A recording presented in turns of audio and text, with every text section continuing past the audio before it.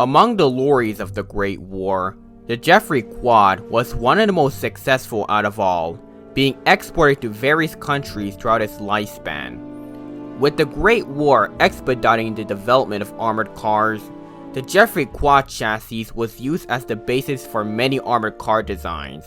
One of these armored cars I'll be discussing is the Jeffery Armored Car, as you can see behind me.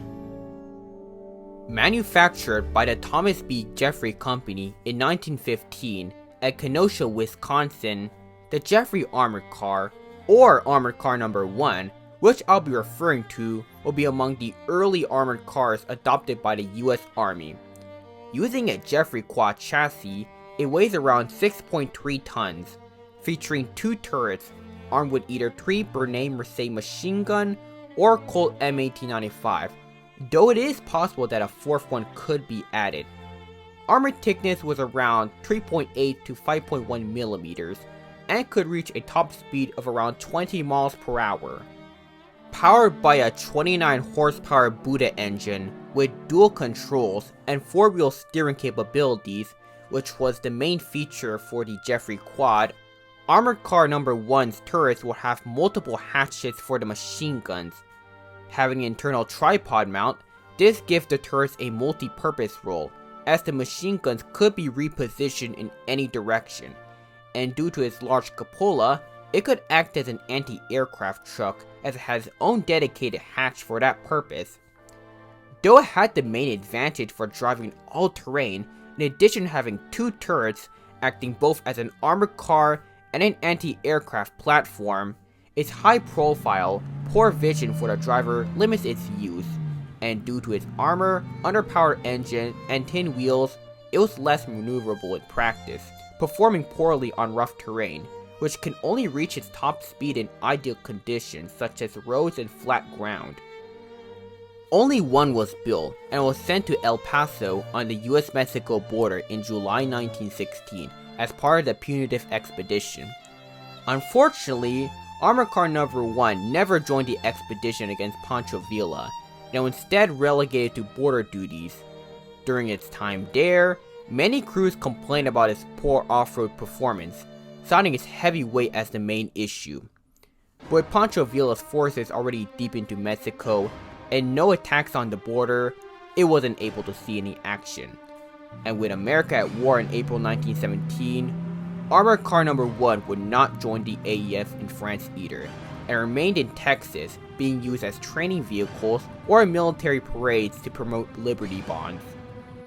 However, there was another American armored car that was similar in design to Armored Car Number 1, aptly named Armored Car Number 4. Used by the Missouri Army National Guard, it had sloped armor in all areas, including twin turrets, in addition to having a spotlight. Though it does share a similar design to Armored Car Number 1, one could argue that due to its sloped armor, it was distinct enough to be its own vehicle, just like how the Jeffery Pavlovko is not related to Armored Car Number 1, despite using the same chassis.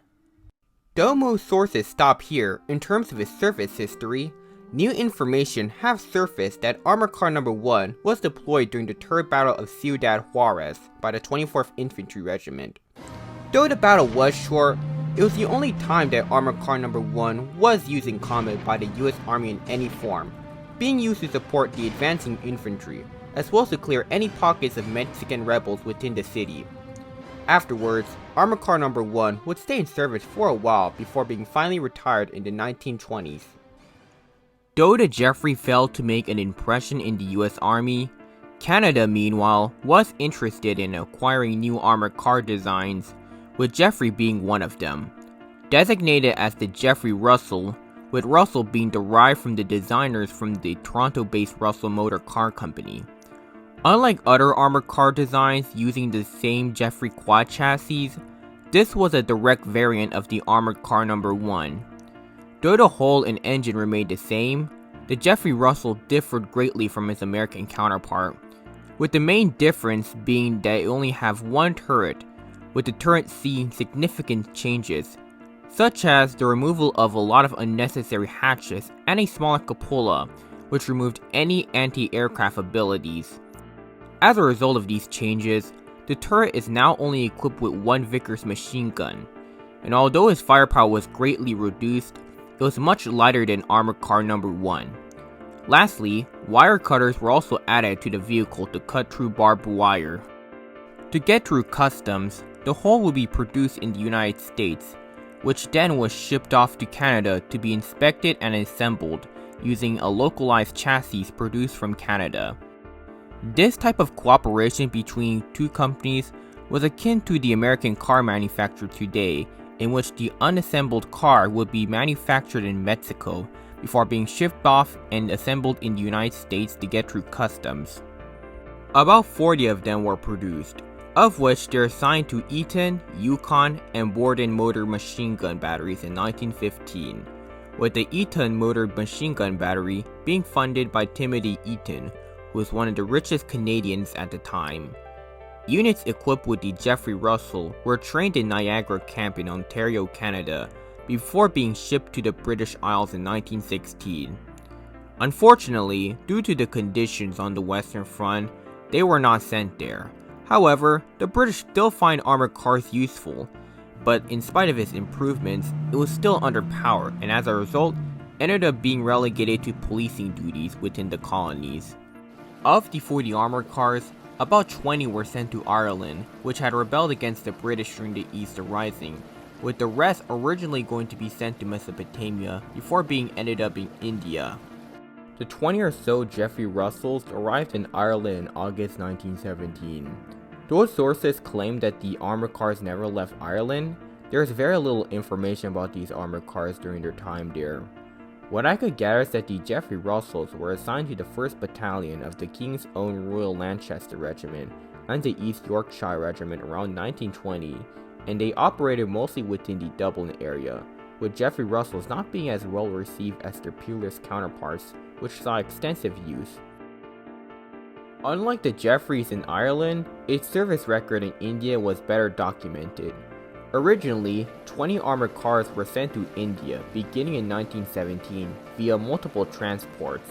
However, SS Sharia, the ship that was carrying 4 of the Jeffreys plus spare parts, was sunk by U-57 immediately after leaving the port on July 2, 1918. Though the remaining 16 were able to reach its destination, the lack of spare parts made maintenance difficult, leading to cannibalization. From February 1919, 12 Jeffreys were assigned to the 4th, 5th, 7th, 8th, and 10th Armored Motor Batteries, replacing the Minerva and Mercedes armored cars. They will patrol the Afghan border, where they will be used in combat during the Afghan invasion of British India, known as the Third Anglo-Afghan War, and subsequent war in the Waristan campaign shortly after.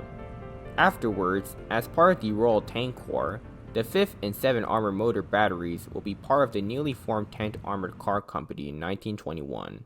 But with the continuing lack of spare parts, the Jeffery Russell was finally retired in 1925, with the cars being sold for auction before being scrapped. The Jeffery armored car remained largely a footnote within the history of armored warfare. Its four-wheel drive capability showed promise, but it failed to live up its expectations, being rejected by its home country. They were able to see extensive service overseas by the Canadian and later British Army, and even then, its disappointing performance reduced its use to colonial policing duties, with its service record being largely lost or forgotten within the historical records. Though none of the original armored cars survived, a replica of the Jeffery No. 1 with the original Jeffery quad chassis is displayed at Pancho Villa State Park in Columbus, New Mexico. This is probably the most complete history of this particular armored car, and even then, some information is still missing. It will be a matter of time and dedication till new records resurface,